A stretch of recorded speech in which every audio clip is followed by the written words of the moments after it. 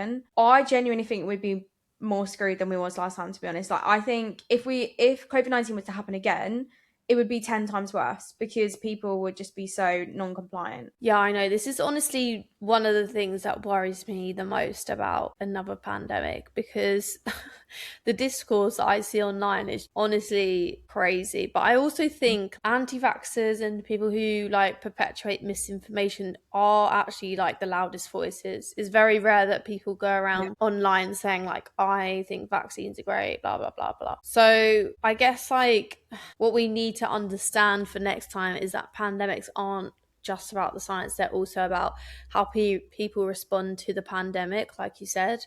And I feel like during COVID, public trust in science and medicine really changed a lot.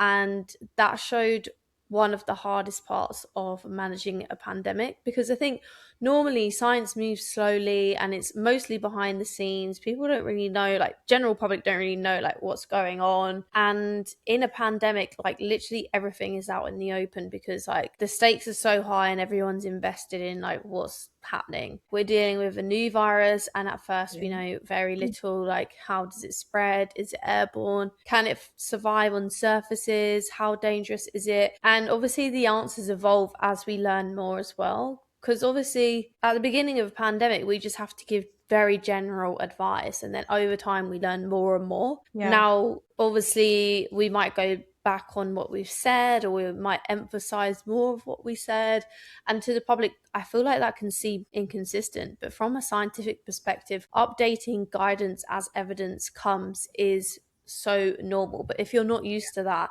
it can feel like uncertainty, or even like the scientists don't know what they're doing. And I feel like if one day the recommendation is one thing and then the next day it changes, then it can make it easier for misinformation to spread, to make it seem like that we don't know what we're talking about. And I feel like false information moves so fast, but it's often deliberately. And honestly, usually there's some like monetary gain behind misinformation, like buy my supplements instead of getting the Yeah, there was a vaccine, lot of or that. like buy ivermectin instead of Yeah, getting the vaccine and stuff like that. And it's like, there was a lot of that. yeah. And do you know what I just find really like grates me? This is my own personal opinion. I don't know if you have it over in the UK, but the use of peptides, have you seen this trend? Oh God, yeah, Yeah, so I feel like the same demographic that are using these peptides, which are yes, completely experimental products, yeah, and people just yeah, not buying them off the affiliated. Yeah, internet and yeah, injecting themselves, are the same similar demographic to people a who are hundred anti-vaxxers. And million I'm fucking literally percent. like, how are you putting this literal experimental Yep. stuff inside of you, not really caring about the You've fact that it's literally put it on probably, some random website. Yeah. yeah, and Which you're is like, literally it's injecting fine. it You into can yourself. choose to be, it's the selectiveness for me. That's what like I just think is crazy. And obviously everyone's Yeah. entitled to do what they want with their own body, like 100%. If you don't want to get the vaccine, I'm not anti-vaxxer, like in the sense that like if that's what you don't want to do it, fine. But like, do you need to be loud about it, encouraging other people not to do it?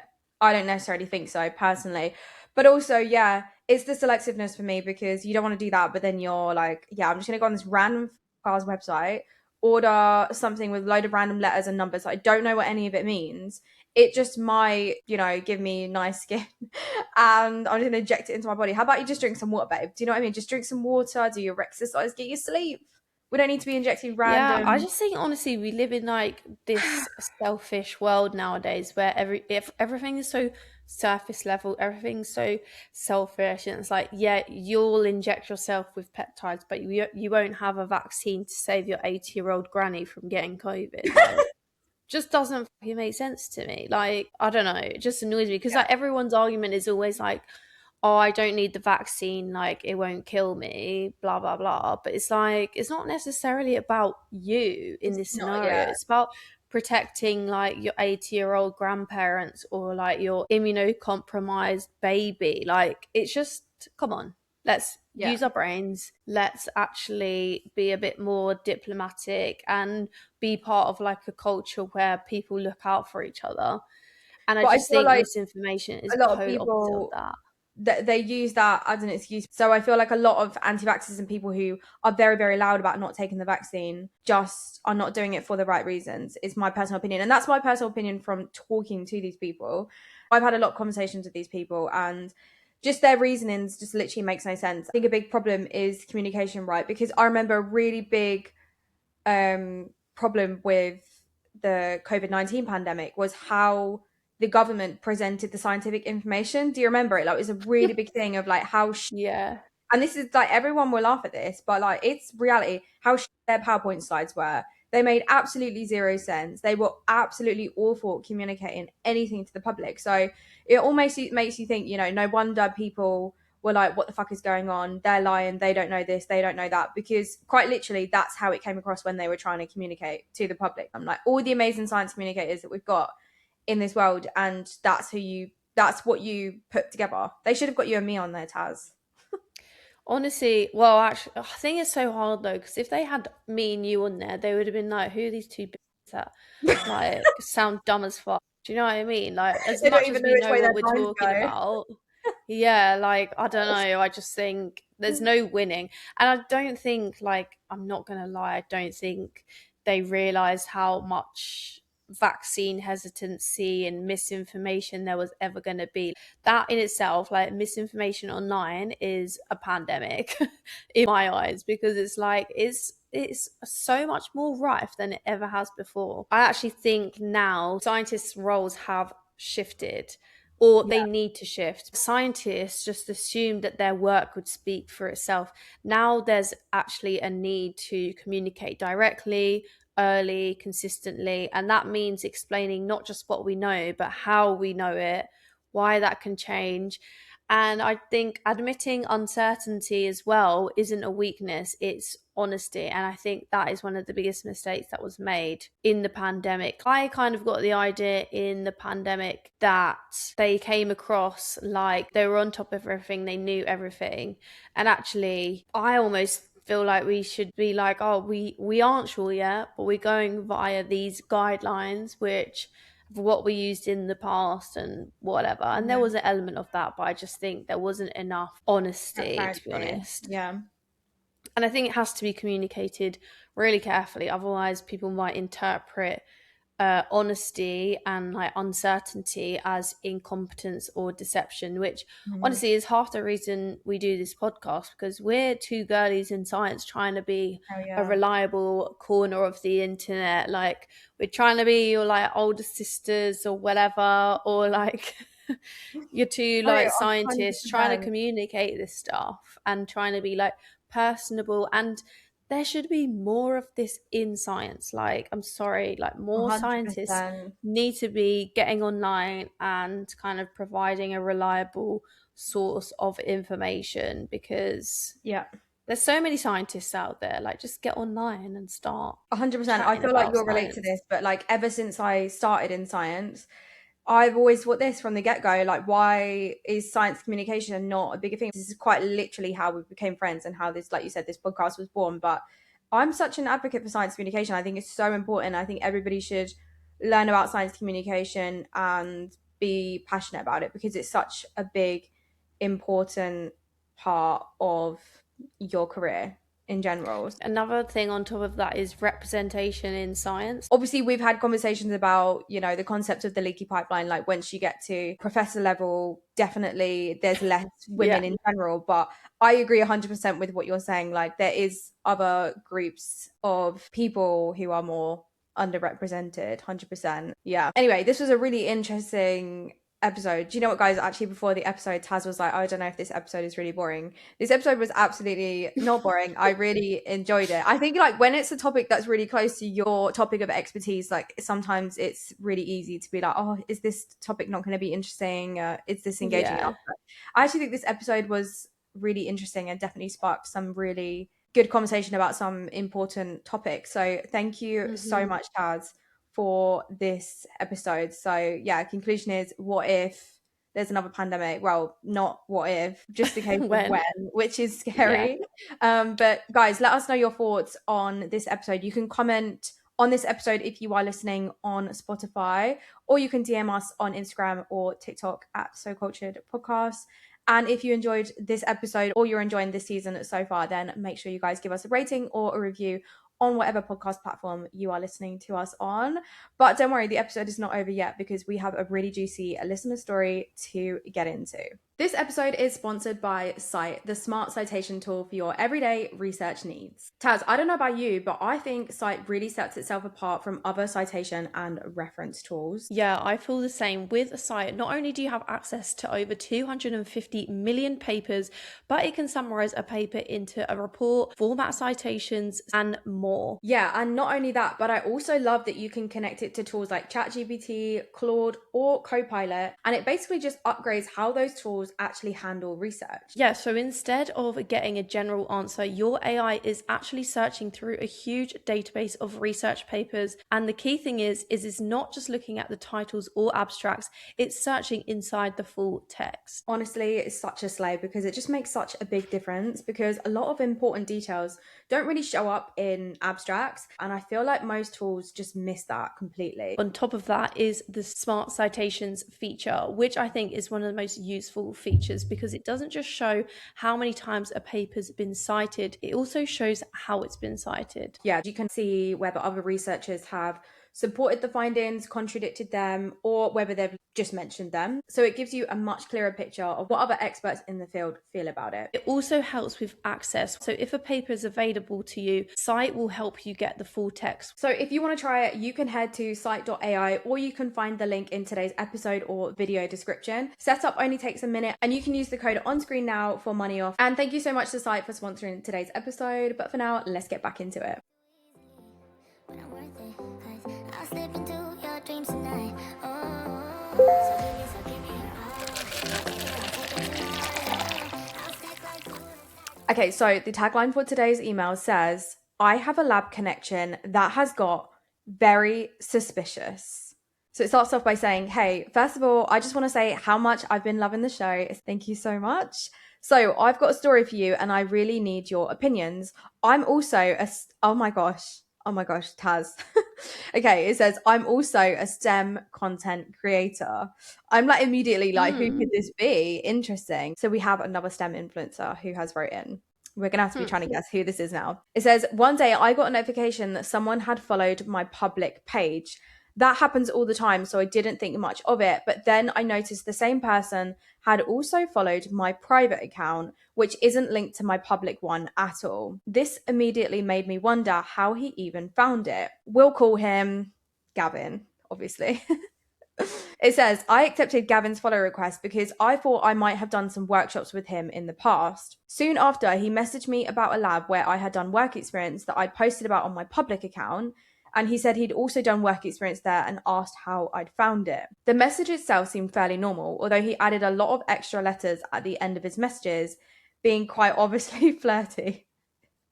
Is that flirty to add extra letters? You know, it's like laboratory. What, like kisses and stuff?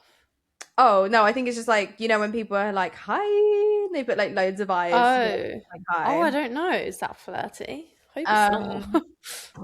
Okay, well, they're interpreting it as flirty. Okay. So among other things he said, we started messaging back and forth for a while. At one point, completely out of the blue, he mentioned that he was really interested in my favorite research field, the one I've done most of my work in, and in the area that my current research focuses on. It's a fairly niche field. I do have a couple of posts about it on my public page, but what stood out was that he used the full scientific name instead of the common name people in the field would normally use. It's giving he's read your papers. Yeah. Also, I really want to know who this is. Same. I'm literally thinking like, who do I follow? Reveal yourself. Can you DM us, please? Do we follow you? Can you tell us? Like, do we? Because I want to follow you. Do you know what I mean? Can you tell us who you are? Oh, why didn't you tell us? Anyway, I'm just being nosy. Okay, continuing. At this point, I'll be honest, I was flirting back. Girl, I was curious to see where things would go. It seemed like we had a lot in common. We studied similar things and had overlapping interests. Yeah, he's reading your papers. That's why, hun. Anyway, we texted on and off for a few days. After a while, though, I slowed down because I'd realised I'd gotten a bit caught up in the excitement and probably needed to think things through. During one of our earlier conversations about hobbies, I mentioned that I like musical theatre. At first, he asked what musical theatre was, which I thought was strange because the name itself is pretty self-explanatory, but I brushed it off. Accurate. Then a couple days later, he messaged me out of nowhere saying he loved the one musical I'd posted about on my page. Okay, so this is a STEM influencer. They have posted about their research and they've posted about a musical theatre. Do your thing, listeners. Do your thing. No, don't do your thing because she obviously doesn't want to know. She doesn't want us to know who she is, but Loki, do your thing. We want to know who you are.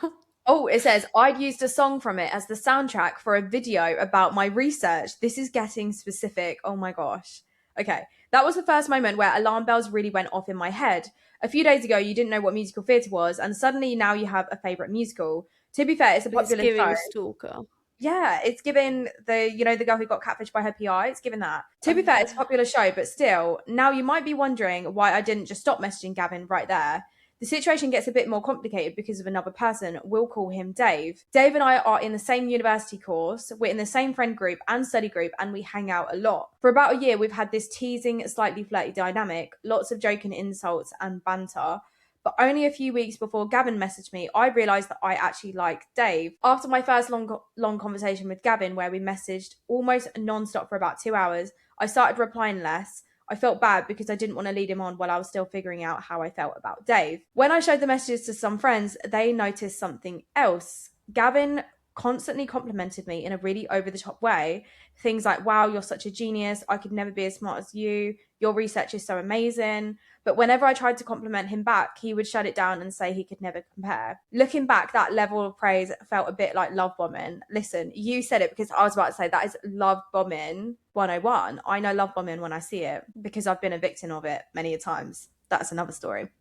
But while I was talking about this with friends at uni, Dave actually walked up and joined the conversation. The general consensus, led by Dave and backed up by everyone else, was that I should just stop messaging Gavin. So I did. I haven't blocked him, but I stopped replying and left his messages unanswered. I feel guilty about it because he technically didn't do anything wrong, but I also feel bad knowing I was initially quite flirty and might have given him the wrong impression. For context, it takes me a long time to know whether I actually like someone. Dave and I have been friends and maybe a bit flirty for almost a year before I figured out how I felt. Recently, Dave and I have been spending more time together one-on-one outside of classes and studying. Our conversations felt really natural and our brain seems to work in a strangely similar way. The tease and banter has also shifted from joking insults to being a lot more encouraging, and he started opening up emotionally as well. So that is the situation.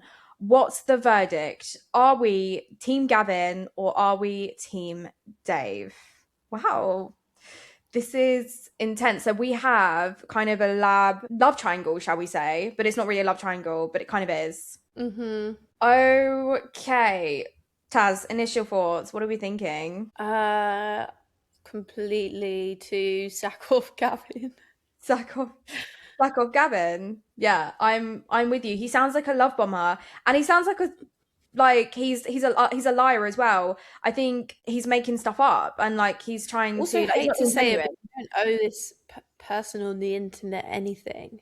Okay, Do you know what I I'm mean? gonna say I was gonna wait a little while to say this, but I'm gonna say this now. Okay, as a content creator, no matter how big or how small your account is, do not take it from me, okay? Because I've been there, done it. Do not talk to any of your followers in a romantic way.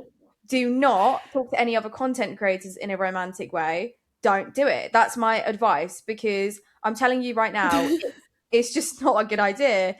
It's not a good idea. One of my ex-boyfriends I actually met on Instagram, and my account back then was a lot smaller, but that's actually how we met. And to be fair, there was actually nothing wrong with that relationship, but I just don't advise doing it. Do you know what I mean? I just think like let's keep romantic life and serious academic content creation separate, because Yeah, my favorite part of that story is that he then went on to start making a whole account on TikTok about getting over you. So, oh my gosh, yeah, no, sorry, I thought you were talking about the listener for a second, then I was like, oh my god, yeah, no, guys, like actually, yeah, I say that relationship wasn't bad. I think there is always going to be some element of a parasocial relationship there is, and at the end of the day, like obviously you're not approaching that situation with that parasocial relationship, but they are. So they have like this preconceived idea of you from following you online in their head, which is quite clearly what Gavin has done in this case, has like stalked your life, not even necessarily in a creepy way, but they have looked at everything you post online, and they then can like use those things to kind of lead you into like to love bomb you. And I just don't think it's a very healthy way to start a relationship. And absolutely, I think that is backed up by the fact that when me and this guy broke up, he did start a whole TikTok account about me, which by the way, his first ever video got 1 million views. So there was that. And I actually had a lot of my other followers messaging me being like, is this your ex? So yeah, I think it's not a healthy way to start a relationship, and it's probably not going to end very well. So that's my immediate advice is, if you're a content creator, please try your best to keep romantic life and your content creation separate, because there will always be a parasocial element that you are not privy to when that relationship starts. But he's 100% love bombing you. And is also, I'm going to say, I think he's straight up lying to you, because the whole musical theatre thing is weird. So I think he's just, in general, he's not being genuine at all, which is not a healthy way to start a relationship. no, I think I think it's borderline creepy. I'm not gonna lie, like sorry, Gavin, but I think agree. it is Yeah, a bit be borderline yourself. creepy. And I just think you have no idea who this person is. They could be a complete catfish. But on another note is, you're asking us, are we Team Gavin or Team Dave? I'm going to throw a curveball in here. What if I'm not Team Gavin and I'm not Team Dave? Because low key, I'm like, I get that some relationships take a while to blossom. Okay. But I'm also like Team Dave, not necessarily, because you guys have been friends for a year. And if nothing has blossomed yet, then I don't necessarily, are you just bored? Do you know what I mean? Yeah. Are we just bored? Yeah. Do you know what I'm saying? Unless she Or- was like, I get what you're saying, but unless she was like holding him at a distance this entire time, and now which she's she been did like, say she oh, was doing, to be fair. And she said herself it takes her a while to figure out. And I get it, some relationships can take a while to blossom, I guess. But right, first of all, we are certainly not Team Gavin. Like, we need to certainly not. put that in the message request, archive it, put it in the archive. I'll go as far as blocking, mate. Block it, mate. Do it. Do you know what? I agree. I don't think it's gonna end well. I don't. I It's think weird. it's just an awkward, all-round awkward experience. So archive, block, whatever you want to do, but dump that off. And then with Team Dave, I think just don't think too deeply about it. You've not thought too deeply about it for the last year, and there's no point thinking about it deeply now. Just go with the flow, see what happens. Also, I'm very traditional. I'm being a bit traditional in the sense that, like, me personally, I feel like this is how I like my relationships to go as the woman. I don't want to have to put too much effort in. Do you know what I mean? So I'm just going to leave it to Dave and see where Dave takes it from here. Maybe him hearing you talk about Gavin also made him think like, oh my God, like now I need to, and that might be a catalyst for him changing his behavior, going from the flirty jokes to like the more encouraging, because now he might be like, oh my God, like she nearly was talking to this other guy and I actually really like her. So then you have to give him time to say it to you. Do you know what I mean? But I'm certainly not initiating that conversation with a man. Are you joking me? Like, I am not initiating anything. So if you don't say it to me, it's literally never going to happen. Sorry. Yeah, I agree. And I also just think if he wants to, he will, you know? That classic one. That old chestnut. If he wanted to, he would.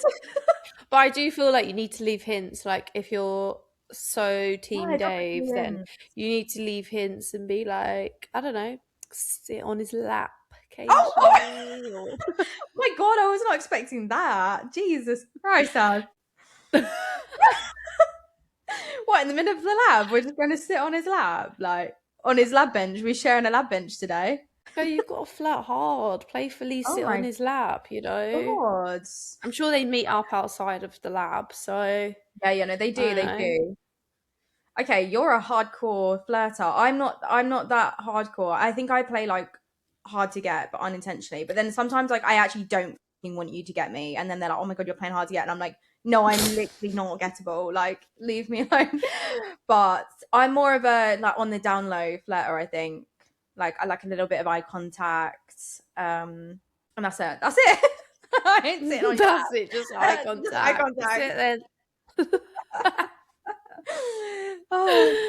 No, but I think like you should 100% lean into it a little bit more, arrange a few more things with him that are outside of like research, outside of work, and just see how it goes, but don't put too much pressure on it. You probably feel like there's a pressure on it because you nearly was interested in someone else, and I think subconsciously that's maybe making you think like, oh my God, now I need to get Dave. But listen, things have been blossoming for a year. Allow them to naturally progress. If they're going to go that way, they will, and don't put too much pressure on it. But yeah, the main piece of advice here is that we put Gavin in the archive or in the blocked list, because you don't want a TikTok account made about you, babe. And by the way, the TikTok account continued for about 6-7 months after we break up. So it was a whole journey. And listen, I support his journey. I do.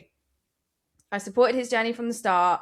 I messaged him. I was like, look, hun, you want to do your TikTok? Do your TikTok. I'm actually going to block you so you know that I'm not seeing anything. Like, I want you to be able to post freely, but can you not say my name, please? Can you not give all these deets about me, please? Tragic. Oh gosh, tragic. So crazy. I have never had a normal breakup in my life, actually. I will say that. I've never had a normal breakup in my life. They're always just like chaos. Yeah, same. I mean, thank God I've got Kieran now, because all my previous relationships have been a disaster. So yeah. I think we can all probably relate to that. Everybody's had, yeah, at least you've got Kieran. The ring's on the finger. No more breakups for you. Fingers crossed. And to be honest, no more relationships for me, which means no more breakups. So great. But anyway, you'll have to let us know. I'm going to be an old lady with cats. So yeah, to take away from this, don't take any of Liv's advice. Only take my advice. Actually, guys, sit on his lap. I disagree. Listen, I'm actually the happiest I have ever been. I cannot imagine a man coming into my life right now and ruining my peace.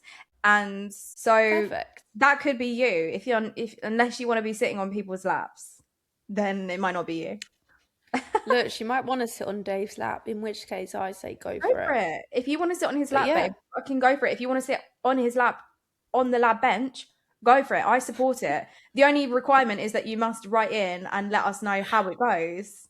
So And who yeah. you are. Let us know who Oh, you are. We please, want to know who please. you are. Yeah. Do we follow you? If not, we'll follow you. Yeah. We girlies and STEM support Give each us other. But all the info. thanks so much for writing in. And if you've got an update, we love hearing the updates. But if you're listening and you're like, I've got a similar agony on dating story, let us know. Write in. We've got a brand new website, socultured.com, and you can leave your laboratory there instead of our old Google form. Obviously, we do still have that, but we can leave that in the link as well if you want to use that. That's it for today's episode. Obviously, like Liv said earlier on in the episode, if you are enjoying this season, we are halfway through. Please give us a like or a rating, 5-star rating, preferably. And yeah, we will see you guys next week. Bye.